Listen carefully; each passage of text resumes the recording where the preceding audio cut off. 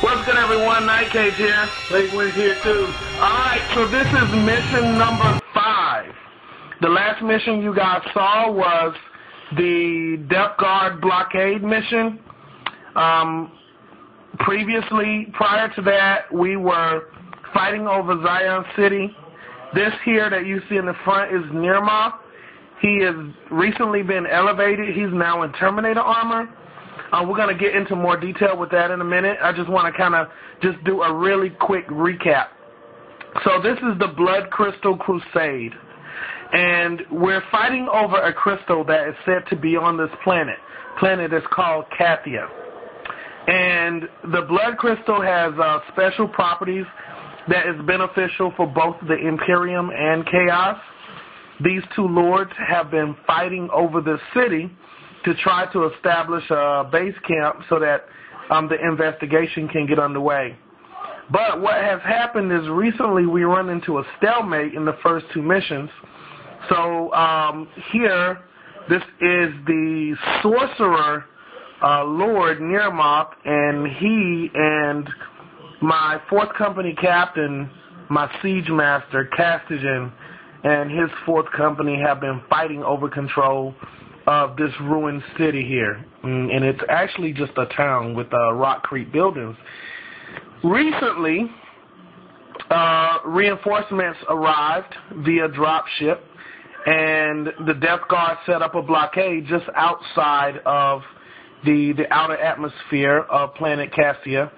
And the Flesh Terrors was able to fight through the blockade and get reinforcements down. But Nirmoth pushed Captain Cassian and his assault squad out of the city. So now we're on the outskirts of Zion City. And the bridge that you will see here is connecting Zion City to another city. And this city is the city in the background that we're calling Gostalt. And this city is the city that Cassigen's reinforcements have been pushed back to.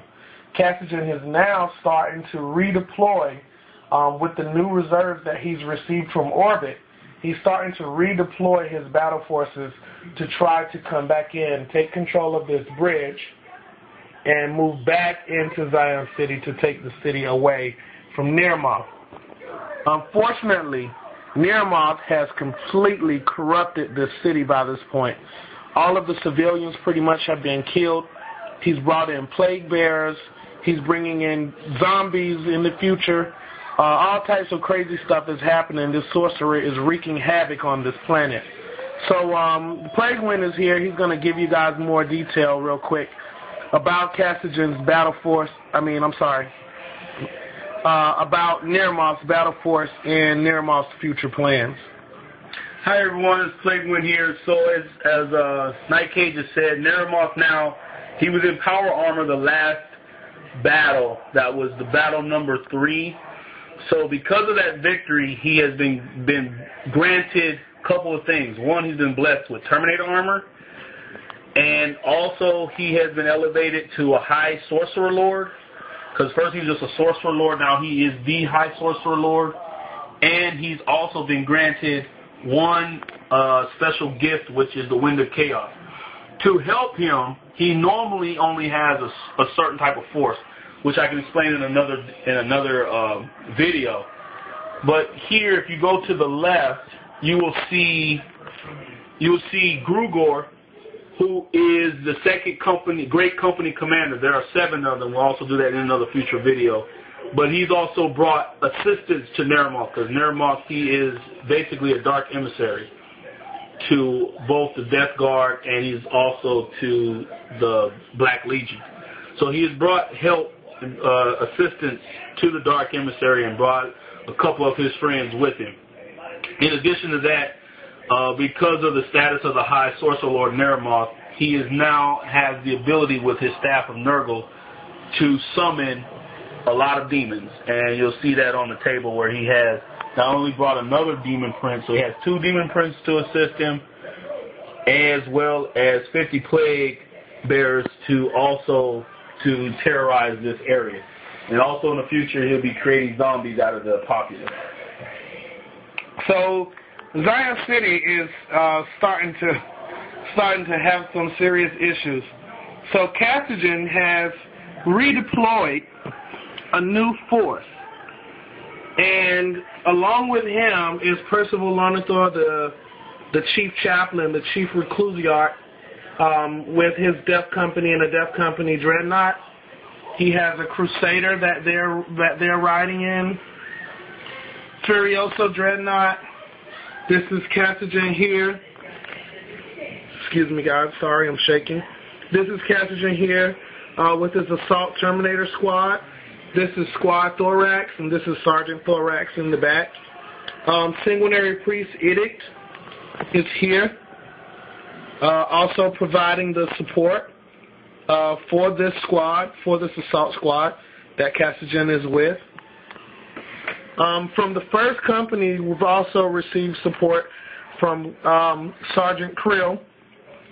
Squad Krill is also coming in a Land Raider. This is a big mission. And so the guys from Squad Krill is also here. The chief librarian from the first company, Azurius, is also accompanying Carthagin along the way. We brought in the chief tech marine, Krellick, also. And you guys have already seen who's been performing so well, Squad Archibald, the tactical squad, with Tier, my plasma cannon gunner, who just does not miss.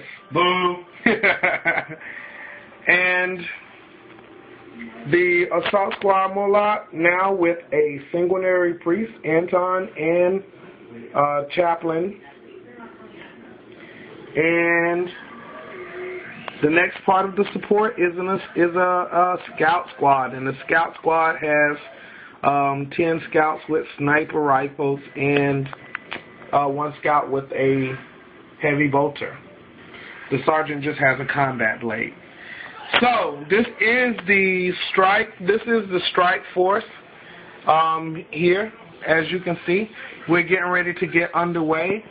Captain Carthagin and Nirmoth have also purchased a strategic asset and a skill upgrade with the experience points that they've earned in the previous battles. So here is Carthagin's strategic asset. It is the Null Generator.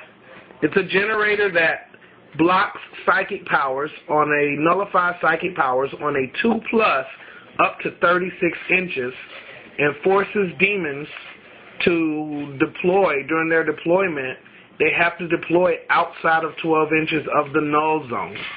He's also purchased a skill upgrade to give him fleet of foot, and that also goes to his unit. So that is the experience that Carthagin is utilizing in this mission and the strategic asset.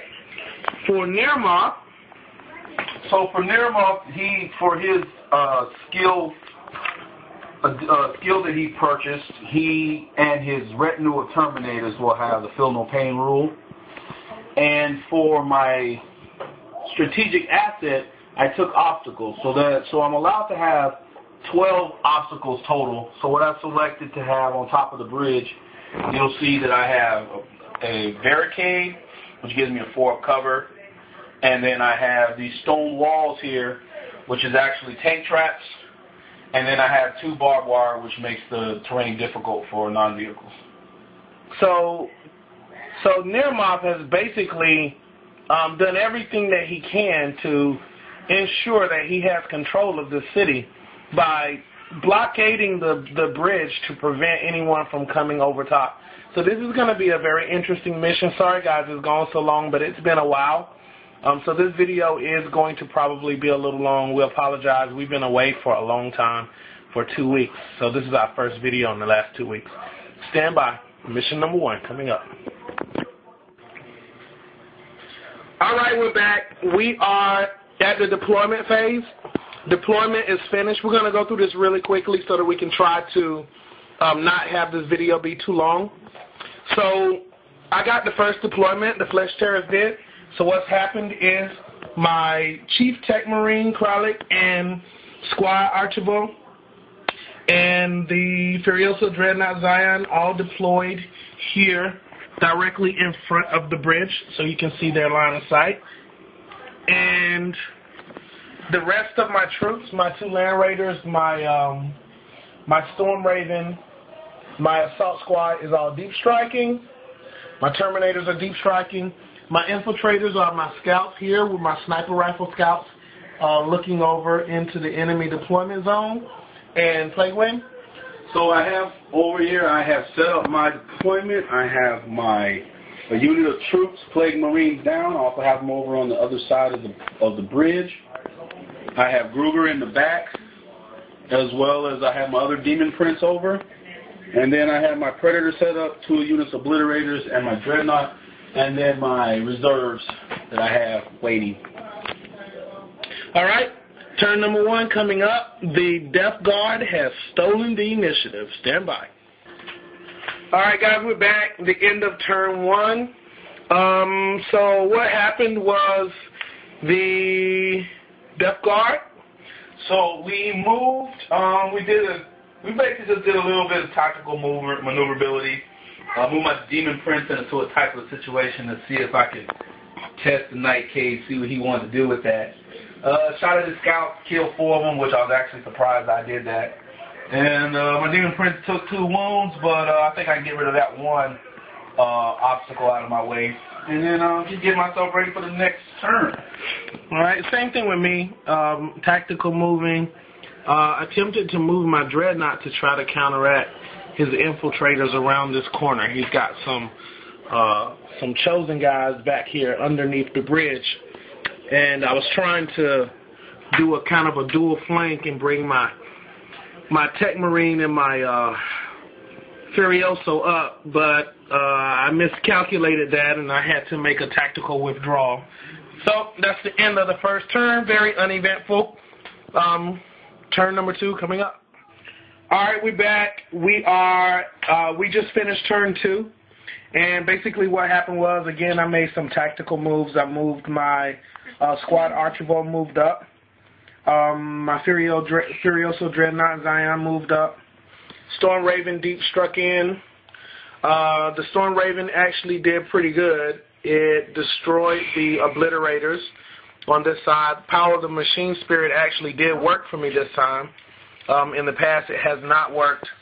My Tech Marine came up and killed 1 of the chosen guys that was hiding out in the corner here. On the other side, Plague Wind? So basically, I'd say Night Cage had a pretty good round of shooting. He took out both my Obliterator units, but other than that, he really didn't do that much other damage. I mean, he took care of what he needed to do priority-wise. And then his 1 scout squad that was on top of that building is no more. The scout squad got wiped out. Let's just say they just died. Yeah. I just came over there and Nurgle laid a fart and that was it. They just died out. So we're going to see what happens to turn 3. All right, stand by. All right, we're back. We're back at the end of turn 3. And it has been a really good turn for me. Everything came in with the exception of my tactical my tactical Terminators. My assault squads came in. We're all on the bridge. The Castigen and his assault Terminators killed a unit of Death Plague Bears. And my Death Company Dreadnought absolutely whiffed on all of his attacks. That was the highlight of my These demons should be dead. I'm laughing. I think it's funny. I mean, I rolled like 6 ones, which is ridiculous. Death Company over here is just kind of standing by, waiting to move in. We're moving forward here, but he's got more and more demons coming up on this bridge. Nermoth is, I'm going to just go ahead and point this out real quick. Nermoth is just corrupting this area. It is full of demons, 50 demons. So he is open to Wart Rift, and he is just trying to take over everything. So, Plague Wind? I don't really have much to say. It's going the way I kind of figured it would. I made a few tactical errors with 1 unit that stayed under the bridge, and I'm saying that so I can remember to move them.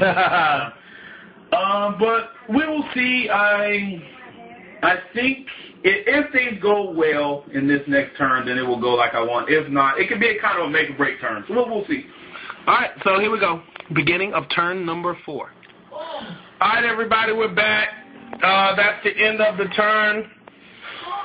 The Flesh Terrors moved up onto the bridge. The Death Company assaulted the Plague Bearers. The Death Company, Dreadnought, Captain Cassigen and his squad moved up, still assaulting the remaining Plague Bearers over here. My Tactical Terminators finally came in, and they finished up the Chosen. The Land Raider wasn't fixed. I tried to get the Tech Marine to fix the Land Raider. That didn't happen. That's okay. The Librarian finally actually started doing something. And Plague Wind? I have nothing to say except this game is really over. He already has control of the bridge. There's no way I can take it over, so all I'm going to do is just feel good about myself by killing something that he has. Alright, so that's the end of that turn. So I guess we're going to play one more turn just to see how it plays out. The last few times, I'm kind of picking on Plague Wind today because the last few times he kicked my butt. So I'm making sure that he feel it a little bit. Yeah, he's trying to get a little revenge. That's okay though, because we're gonna see in just a second how this plays out. So it looks like Cassigen is going to take this bridge. There are only a few Plague Bearers left, and then there won't be anything left to take the bridge from us. So stand by. Again, we having fun, guys. So a lot of you guys out there that's competitive, we really don't try to play competitive games, but lately we've been getting it in, man. We've been having too many stalemates, so we going after each other.